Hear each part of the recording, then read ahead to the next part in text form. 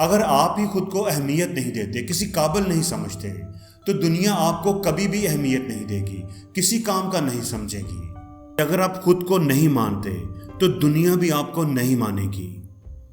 अगर आपके पास self approval नहीं है तो आपको सोशल अप्रूवल, पीपल अप्रूवल नहीं मिलेगा।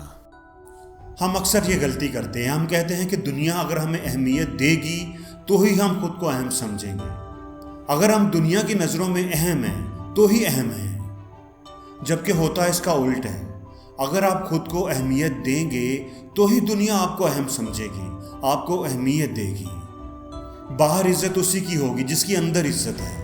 अगर उसके अपने अंदर उसकी इज्जत है तो बाहर वाले, दुनिया वाले उसकी इज्जत करेंगे। अगर आप दुनिया की नज़र में बड़ा बनना चाहते हैं तो पहले अपनी नज़र में बड़ा बने, खुद पर यकीन रखें, खुद को वैल्यू दें। जितनी कीमत आप मार्केट में अपनी लगवाना चाहते हैं, कम से कम उतनी कीमत आपकी अपनी नज़र में आपकी होनी चाहिए।